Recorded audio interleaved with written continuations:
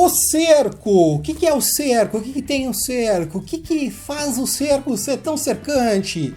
O que é essa fase? O que é esse arco? O que ele tem de interessante? Chegou até a rimar. Um abraço para meus amigos Caju e Castanha. Então vamos ver o que é o cerco agora, aqui no Gibizinho. Fala galerinha, eu sou o Andriel Giovanella, sejam bem-vindos ao Gibizinho. Vamos falar do cerco. Eu não tenho cerco mais. O que aconteceu? Essa história aqui do cerco, eu só tenho aqui os spin-offs, porque, infelizmente, já acabei vendendo ela. Mas eu tenho que falar aqui, tenho que trazer.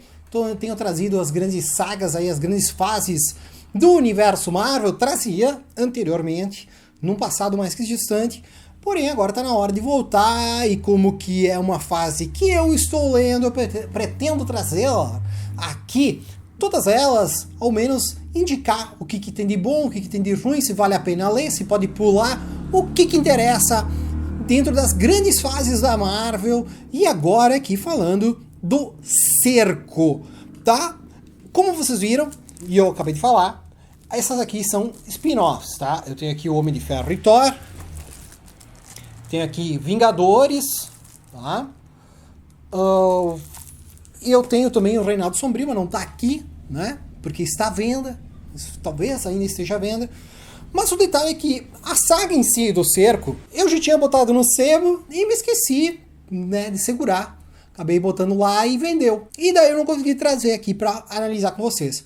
Então vou botar alguns inserts aí na sua tela para você conhecer um pouco mais sobre o cerco. O cerco é uma mega saga que passou por diversos personagens, praticamente todo o universo Marvel esteve envolvido nesta fase.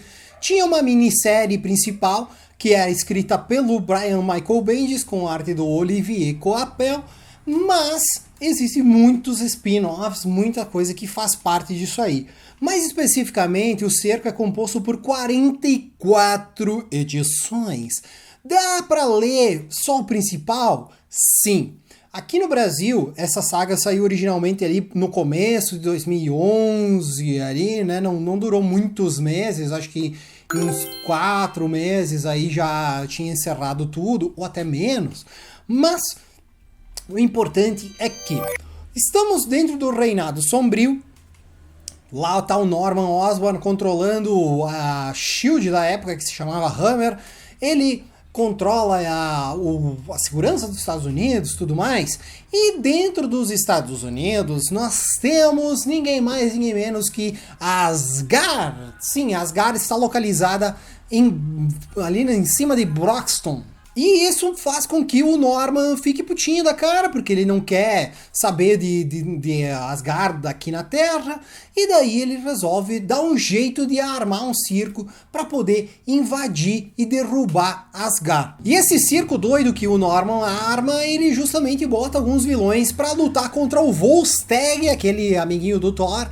E nesse confronto, nessa briga, acontece um novo Stanford, que é aquele que deu início à Guerra Civil, né? Dá uma grande explosão, morrem centenas de pessoas, e daí se culpa Asgard. Então o Norman consegue o ok do governo para derrubar Asgard. Então ele manda lá seus Vingadores, e eles têm um grande confronto com o pessoal de Asgard, juntamente com os Vingadores, todo mundo confrontando-se em Asgard. Asgard, que na verdade naquela época era como se fosse uma montanha flutuante em cima de Broxton, e o Norman realmente ele implode, né, a cidade aí. Daí já tô dando um pouquinho de spoilers, né, e agora já vou entrar um pouquinho mais na parte de spoilers dentro do cerco.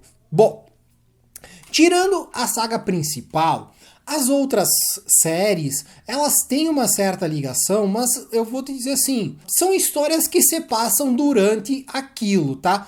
Tem histórias assim que eu acho que tem mais ligação, é a parte dos Vingadores, né? Claro, por causa que tem os Vingadores confrontando o parte do Osborn. E tem a parte dos Thunderbolts também, que é bem interessante. Inclusive tem um crossover ali, um confronto entre os Thunderbolts do Norman com os Vingadores que era escrito pelo Dan Slott na época, né? Que é os Vingadores do Hank Pym. Era um grupinho bem mequetrefe, mal escrito, porque, né, o Dan Slott. E daí os Thunderbolts lutam contra esse grupo aí, enquanto que Asgard está sendo destruída. O problema, eu acho que de todos esses spin-offs, é que eles têm uma tendência, eu acho que isso é meio comum a todas essas séries grandes, que os spin-offs eles querem se provar dignos por si, trazendo como se fosse algum elemento muito forte. Por exemplo, esse próprio aí dos Thunderbolts. Tem uma lança, que daí eles estão dizendo que essa lança vai ter um poder divino, essa lança se entregar pro Norman, ele vai conseguir matar o Thor. Ali eles estão lutando por essa estaca ali, enfim, eles estão ali brigando por causa disso, mas isso nem interfere em nada na saga principal. Tá? Então tem coisas assim durante toda a saga do Cerco. Mas o principal, o que é? Nós temos os inimigos ali do mundo, que na verdade é o Norman Osborn, ele tem um grupo dos seus Vingadores. Que ali também vai ter uma pequena, talvez, dislexia do nosso amigo Brian Michael Bendis, porque lá na série dos Vingadores parece que o Sentinela é uma coisa, e dentro do cerco parece que é outra. Não sempre, tá? Em alguns momentos.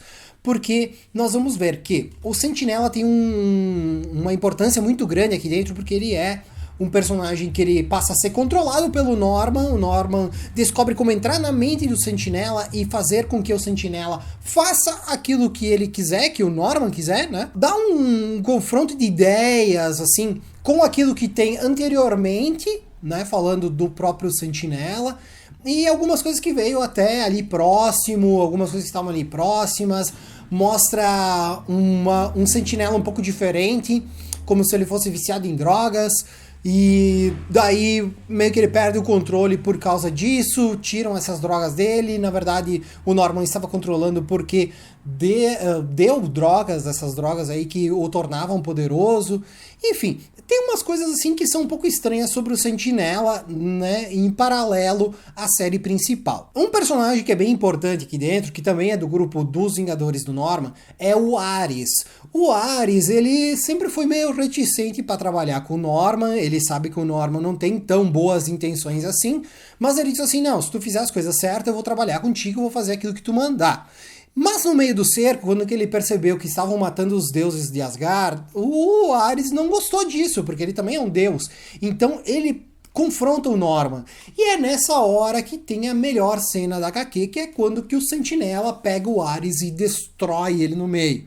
Né? Essa é uma cena muito emblemática, talvez a mais emblemática do quadrinho. Provavelmente é a mais emblemática, até porque a última grande cena é quando que o Thor vence o Sentinela. Eu acho que essa cena não é tão importante, assim, tão legal, tão massa velho, tão marcante quanto a do Ares sendo morto.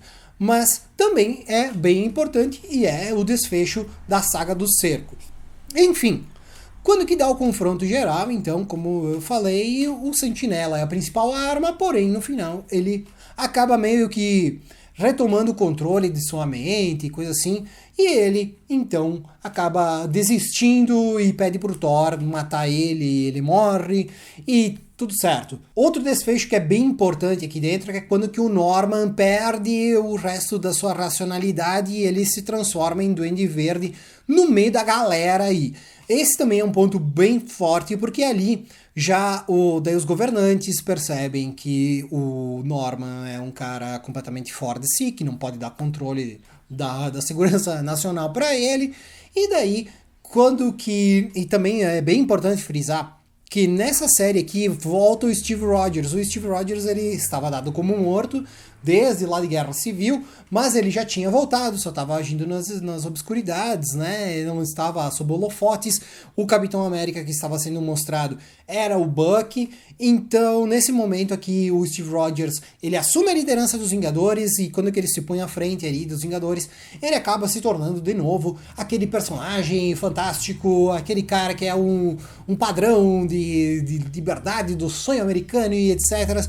E daí, nesse momento, ao final da saga do cerco, Steve Rogers assume a segurança, né? Assume o posto que era do Norman, só que daí, claro, ele vai fazer outras coisinhas aí, né? No desfecho do cerco, ele meio que tira um pouco do poder dele, ele não deixa ser... Ele não vai ser tão absolutista quanto era o Norman, mas mesmo assim, ele se torna o grande líder mundial e ele vai controlar, refazer a parte dos Vingadores, refazer a iniciativa, né, do jeito que dá, mas enfim. Mas isso tudo é outra saga que vai vir em breve aqui no Gibizinho, que é a Era Heróica.